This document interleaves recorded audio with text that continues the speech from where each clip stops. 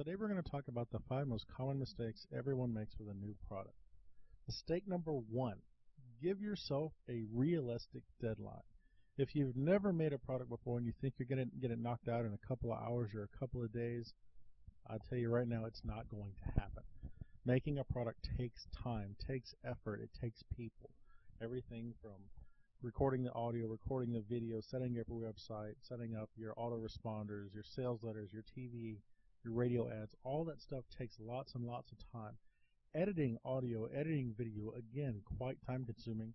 And even though you might be able to get your 1-hour call recorded in a day, it might take somebody else a whole nother 4 or 5 or 6 hours to edit out all the ums and ahs and everything that needs to be removed from the content. So give yourself a realistic deadline. Make sure that when you have an idea, you can put it in place, you can take action, you can meet your deadline. A common mistake I see all the time is people saying, okay, I'm going to get this done, I'm going to do this great big joint venture, and X is going to promote it, so I have to have it ready by this date. Now, they haven't even started recording the audio, recording the video, nothing is ready to go, and their first campaign is a disaster. Why? Because they sold some, and the customers want it, and you've got nothing to give them. So make sure you have a realistic deadline, make sure your product is ready to go before selling it, and you'll have a much better experience, A, with your joint venture partners, B, with your customers, and C, yourself, because you'll have a positive customer database that you can then submit future offers to. So, mistake number 1, realistic deadline. Always, always, always give yourself enough time to make sure that the product is good. Most common mistake number 2, deliver what you say you're going to give to the customer. I see it time and time again where somebody will write up this nice long sales letter, and they go through and they mention all the fabulous things that you're going to be getting. And then when the customer gets it, it's a CD, and they go, hey, but I didn't get this, and I didn't get this, and I didn't get this, and where is that part of it, and how come I didn't get this audiobook, and so forth and so on. If you're going to make a product and you're going to keep your customers happy, they need to get exactly what you're selling them. So go through the sales letter, go through each and every item, and make sure that everything on there is actually delivered in the final product, whether it be an ebook, whether it be an online course, whether it be a membership, doesn't matter. Make sure they get everything that you're telling them, and then often you want to give them extra things that they don't even know they're going to get. You get the unadvertised free bonus, something that'll help keep the sale and keep the customer for life. Most common mistake number 3, artwork and content. I see it time and time again. People will take a product that is old or unused, outdated. They'll throw a new cover on it and they'll think it's just as good as it ever was and it should be able to sell. Well, it's just not going to happen. If you've got a crappy product, putting new shiny artwork on it isn't going to make it any better. Yes, you might sell some. You might sell a bunch. But if the content isn't good, the customers won't like it and you'll lose customers for life. I'm all about giving the customers what they want, keeping them happy so that they'll buy again.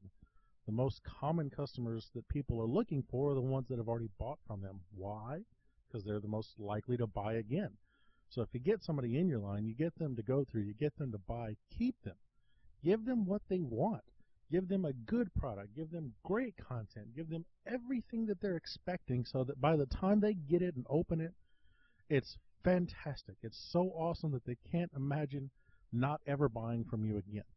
Artwork and content, very, very important. Make sure you spend time giving them exactly what they want. Don't take an old product, repackage it, and think it's going to do great.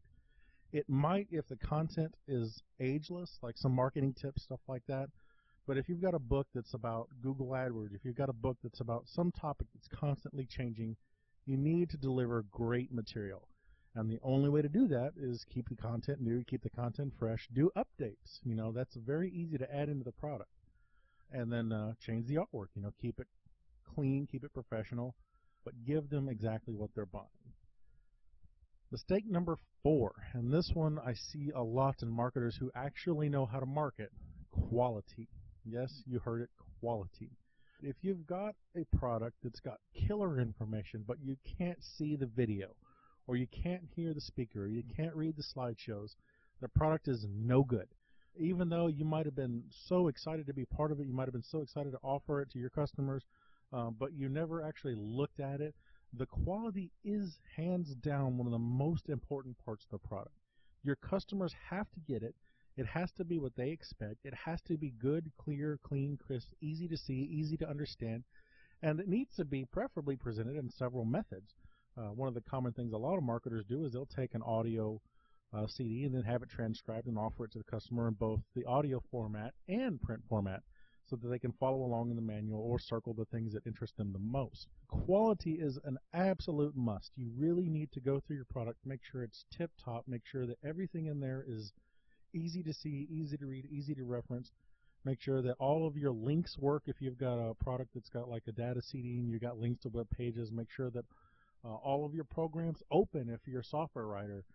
Make sure that if it doesn't open, tell them, hey, this product will not work in a Macintosh. It's only designed to work in Windows 95 to XP or 95 to Vista or whatever it is. Let them know right then up front that this is designed to work with these things.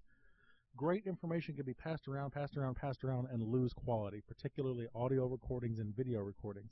For example, we've got a lot of people that had old products on VHS tapes. They tried converting them to get them on DVD, thinking, okay, we've got the same killer content, this is going to be awesome, but on DVD they just do not look the same. They just look bad. So you might need to re-record some of your stuff. You might need to get in front of a camera, do it right, but the quality needs to be there so that the customers get exactly what they're paying for. Which leads us to number 5. The price has to be right. I see a lot of people who say, you know what, my product is worth thousands and thousands of dollars because the information I'm giving them is priceless, and so forth and so on. Well, if the price isn't right, A, they won't buy it, or B, they will immediately return it. So the price isn't necessarily something you should put a value on. One of the most common things I do is test. I will test a wide range of prices to see, A, which ones stick, which ones get the highest returns, which ones have the best response, which ones keep the best customers. That is a testing campaign that I've just recently done, and it's weird. Certain prices keep customers longer, and you'll wind up making more money over the life of the customer just doing testing and finding out which ones work. So you have to keep the price in line. Also, you have to keep the price high enough so that the value is there. For example, anybody can go out and have a CD or DVD made and put it in the mail and, you know, charge a customer $10 or $20 and say, you know what, this is it. Everything you always wanted to know was on this disc, like this disc. But the perceived value of a disc is relatively low. So if you're charging $1,000 and the people are just getting an audio CD, you need to give them more. You have to price it for the product. So keep in mind that price is an absolutely critical part, and there's no reason you shouldn't test a bunch of prices. Test half of what you're thinking, test double what you're thinking. You'd be surprised. And the majority of my campaigns, the higher prices usually do better than the lower prices. Test your prices ending in $37, $97, $177, $93, $99.99. You know, see what price points are most popular in your business. Go online, look at other products that are like it, and the products that are selling, you know, use their ideas, use their structure. If you're selling an ebook and everybody else in your market is selling that same ebook for $17.77 and you're going to come in there for $29 or you're going to come in there for $13, the reason they're selling that book at $17.77 is for whatever reason, that is the price that most people respond to. So make sure you price it right to get the most out of the customer, to give the customer the most, and keep that customer for a lifetime. And I'll go ahead and give you one bonus tip. Never, ever, ever sell a product that you have never seen. You always want to sell products that are in your hand. You want to sell products that you know are good for several of the reasons that are listed here. Somebody might have a really, really good product. The content is killer, but you can't hear the audio speaker. Or somebody might have something that is just old and outdated, but the sales letter is awesome. It just seems like you're getting so much, and it just sounds so fantastic that you've got to turn around and list it to your customers immediately. And then you go through it and you sell them, and you lose all the customers for life because the product is just crap. Do not ever sell a product until you've seen it. Always, always, always go through everything. Now, I'm not saying you've got to watch all 28 hours of the video. You've got to listen to all 25 audio CDs or read all 500 pages of the manual. But at least get it, look at it, thumb through it, look at the headlines, look at the titles, make sure that the quality is decent, and more importantly, make sure that it's exactly like you expected it. Because if you get it and you're disappointed, your customers are going to get it and they're disappointed. So by all means, always get a product, look at it, test it, review it prior to making any decision on whether or not you're going to sell it. Well, that's it for today. Thank you very much. You've been listening to Daniel Sells for Marketing Members, and as usual, there will be a new recording soon. Thank you very much. Bye-bye.